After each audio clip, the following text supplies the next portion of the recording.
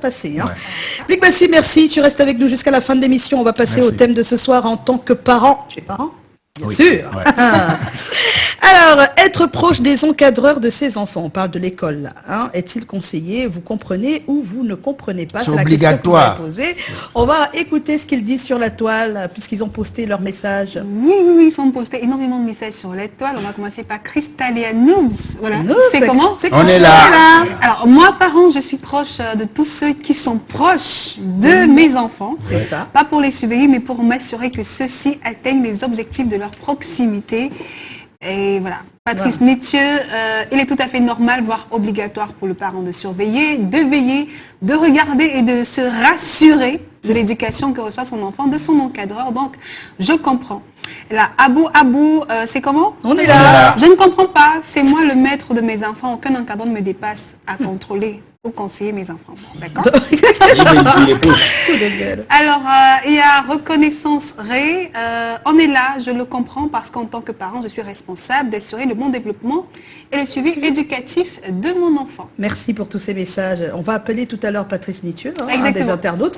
Mais à l'instant, on va retrouver le Vox Pop. Tu étais dans les villes, dans la ville de Yaoundé, accompagné de Denis. Denis, voilà, on regarde et on vous revient. Je comprends parce que il faut toujours être proche des encadreurs. Il faut toujours être proche des encadreurs parce qu'en réalité, l'éducation des enfants ne se limite pas seulement au niveau de l'établissement. Mais il faut être proche des encadreurs parce que justement, le suivi de l'enfant. Et non seulement à l'école, mais aussi à la maison. Voilà pourquoi il faut établir une étroite collaboration entre les encadreurs et vous, le parent.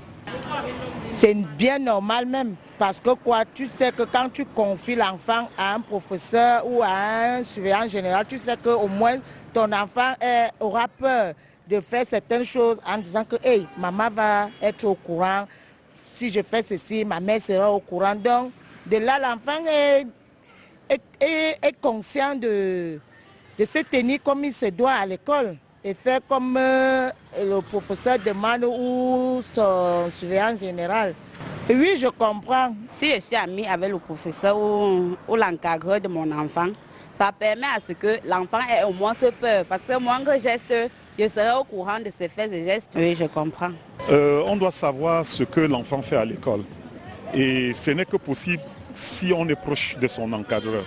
Voilà. On peut avoir la véritable information quand parlant avec l'encadreur de l'enfant. Oui, je comprends qu'il faut travailler en collaboration directe avec les encadreurs des enfants.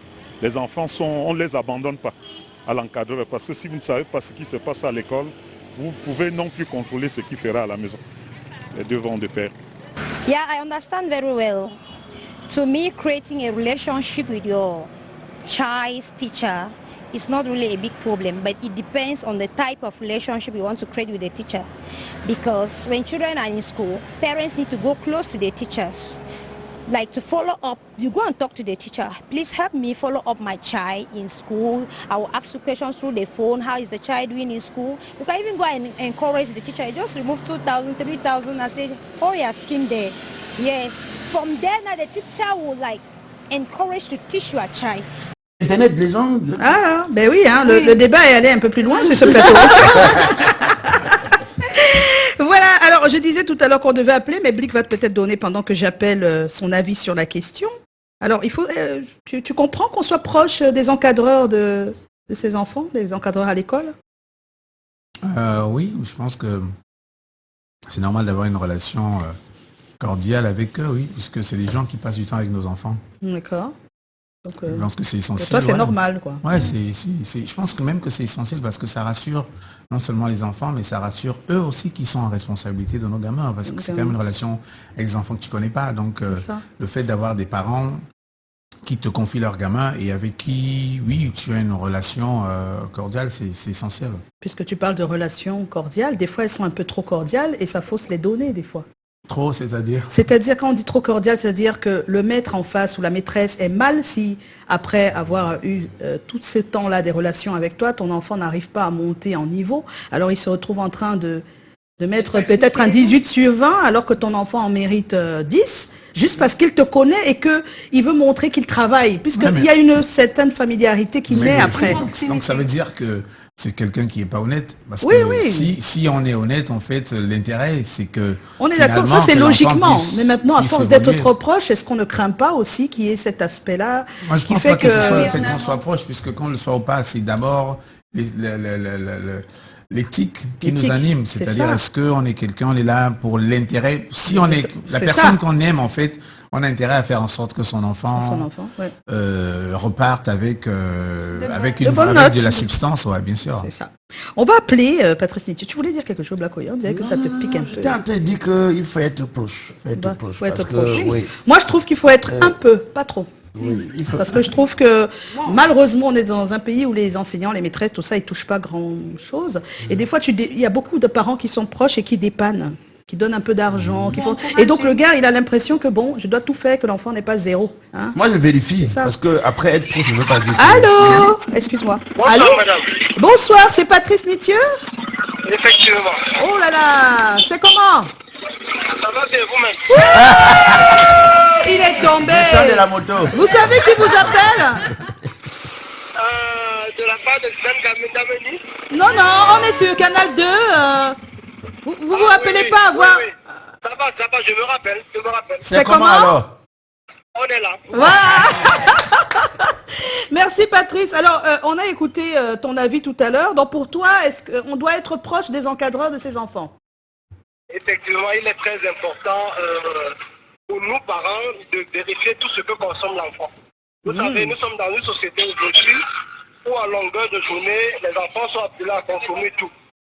Et les parents sont les premiers éducateurs des enfants. Et donc, sans que les parents ne prennent le temps, peu importe les occupations, de veiller à ce que l'encadreur, entre guillemets, transmet aux enfants, alors, quelque part, on n'est pas sûr de la qualité du repas. Oui. Non, nous on ne parle pas de repas, on parle des encadreurs, les enseignants, les maîtres. J'appelle repas l'éducation. Ah d'accord, non, il faut dire, parce que les images là, c'est pas tout le monde qui comprend. J'appelle repas l'éducation. Repas, oui, la consommation du savoir et tout ça, voilà, ok, je comprends mieux. Vous voyez, par exemple, la société française aujourd'hui se permet de donner tout aux enfants. Or, un parent doit se rassurer de dire qu'il y a des pratiques entre guillemets sexuelles que l'homme ne doit pas pratiquer avec l'homme, ainsi de suite. Et donc, si le parent, à son tour, ne se rassure pas, comme on le faisait par le passé, de vérifier non seulement ce que l'enfant a reçu, mais de vérifier également la qualité de l'encadreur, alors on n'est pas sûr de ce que l'enfant Ah ouais, toi c'est au-delà même Oui, oui, c'est au-delà de la question, c'est de vérifier même si l'encadreur là lui-même d'abord est... est recommandable. D'accord, merci Patrice, c'est bien des choses à toi. Merci. On te laisse dans tes activités, nous on continue sur le plateau, on va écouter surtout et regarder Micheline Samé qui est conseillère parentale, elle donne son avis sur la question. Forcément, il y a des avantages à ce qu'il y ait un rapprochement entre l'enseignant de votre enfant et vous parce que vous faites le même travail. Vous ne le prenez seulement pas par le même angle, mais vous faites en fait le même travail. Lui forme l'enfant à l'école et vous formez l'enfant à la maison. Donc oui, c'est tout à fait normal qu'il y ait un rapprochement parce qu'en fait, vous allez vous partager les informations, vous partager les ressentis et puis ça vous permet d'ajuster le problème. Sauf qu'il faut pouvoir évaluer le risque parce que c'est quand même le rapprochement de deux adultes et les êtres humains étant des êtres sexuels, c'est tout à fait normal qu'à force de trop se rapprocher, il n'ait des sentiments amoureux qui n'étaient pas prévus au départ. Parce qu'au départ, c'était un rapprochement de bonne foi, mais l'instinct amoureux peut naître parce que l'être humain est un être sexuel. C'est tout à fait normal. C'est pour ça qu'en tant que responsable, il faut pouvoir poser des limites pour rester juste dans le cadre, je vais dire le cadre professionnel, dans le cadre de ce qui vous lie et éviter donc des rencontres en dehors du travail, en dehors de ce qui fait votre relation. Sauf qu'il faut savoir se tenir dans le cadre de ce qui fait votre relation. Il faut éviter les bonjours, bonsoir, tard le soir. Pour mettre un cadre à ça, par exemple, vous pouvez, lorsque vous recevez un message, disons de l'enseignant, si l'enseignant vous envoie un message, disons à 23h, pour dire qu'il a oublié de vous dire qu'il faut que l'enfant fasse le devoir, ainsi de suite, même si vous lisez, ne répondez pas. Et puis répondez répondez plutôt le lendemain pour dire que j'ai vu le message, mais pourquoi tu communiques à une heure aussi tardive? Tu ne te reposes pas.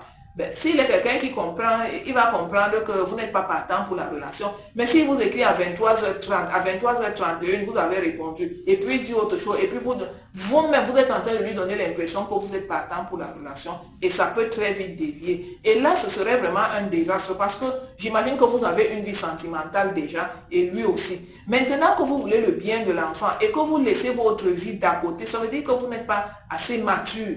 Vous n'êtes pas assez mature, c'est pour ça que vous passez facilement d'une relation amoureuse à une autre. Quand l'année scolaire va finir, qu'est-ce que vous allez faire? Puisque l'enfant ne sera plus son élève, qu'est-ce que vous allez faire? Pas que l'enseignant soit en même temps le répétiteur. Qu'est-ce que vous allez faire? C'est chaud, hein? Très chaud. Alors, en tout cas, elle a donné son avis, Micheline Samet, et je pense que tous les parents ont compris. On a 90% des personnes qui comprennent. Voilà, les personnes comprennent. Hein. Je comprends. Et 10 personnes qui ne comprennent pas. C'est quoi les raisons, Haroun, ceux qui comprennent? Ceux qui comprennent disent que ça permet d'avoir un meilleur suivi de l'enfant. Ils disent que ça contrôle également les résultats de l'enfant sur le plan scolaire. Et aussi la possibilité de vite déceler les lacunes de l'enfant parce que l'encadreur pourra vite appeler le parent et dire que ton enfant a des soucis ici et là. Donc, si je ne suis pas proche de toi, tu ne m'appelles pas pour me dire comment. C'est ce qu'ils ont dit. Oui. Et pour ceux qui ne comprennent pas, ils disent que le fait que le parent soit trop proche de l'encadreur, ça frustre l'enfant. Et aussi que des fois, il y a des encadreurs qui ont un tout petit peu d'abus d'autorité sur l'enfant en disant que je suis proche de ton parent, je peux faire ci, faire ça. Non, ce sont les raisons. Voilà, on fait très attention, des limites tout de même. Hein. C'est très important. Oui. On va tout de suite aller retrouver God Love. Ça se fait ou ça se fait pas? Tu vas prendre l'ardoise. On retourne à l'école. Voilà, allez.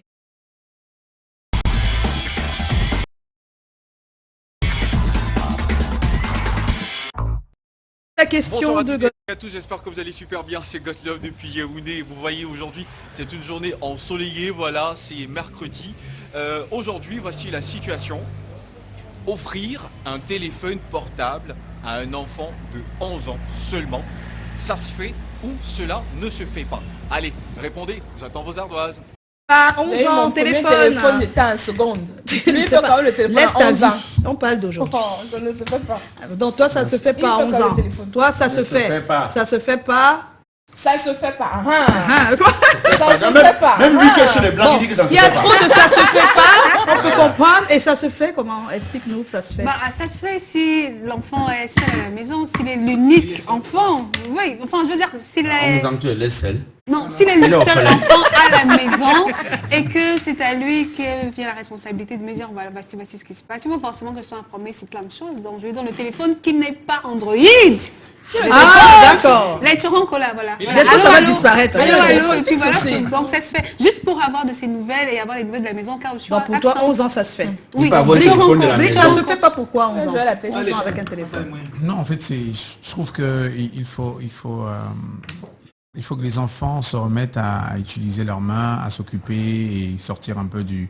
Le digital, il est super, hein, mais je pense qu'il y a énormément de pratiques qu'on a perdues parce que malheureusement, on n'est plus actif et on voit bien qu'il y a énormément de maladies qui proviennent aussi du fait que très tôt, on est sur nos différents appareils et je pense qu'il est important que surtout encore à un jeune âge en plus il y a des ondes autour de ces différents appareils qui plus tard vont créer des maladies. Des maladies. Autant essayer d'éviter ça dès le bas âge. Quoi. Si l'enfant doit mettre son cerveau en exergue, il vaut mieux l'éloigner de ces choses-là. Ça dépend. Hein. Si on est entre nous, mère et fils, seulement deux à la maison, il faut que l'enfant ait le téléphone pour. Mais avant, les mamans avec un seul enfant, comment elle faisait? Tu appelles la voisine. Tu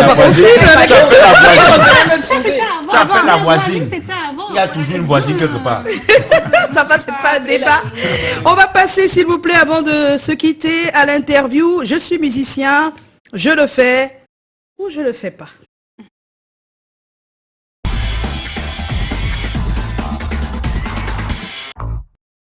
Ça va? Oui. Jusqu'ici? Ouais, ça va. Alors, tu es musicien? Ouais. Tu cherches les filles grâce à ça ou ok, ça va. C'est une erreur. Alors, tu es musicien, Blick, et écrire une chanson qui décrit un acte sexuel, tu peux? Je pense que j'ai tellement de sujets importants que le sexe n'est pas important. Je laisse ça aux autres. Ah bon, hein, ça il y en a qui le font, mais moi je pense que... Tu peux pas? Tu n'es pas inspiré ou tu veux pas? Je pense que il y a des sujets beaucoup plus importants. Ouais.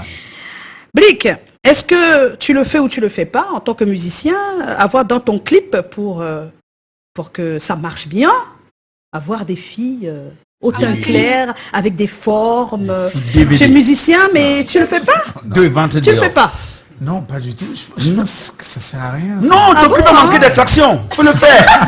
Faut le faire. Alors, la dernière. Tu es musicien, tu le fais ou tu le fais pas?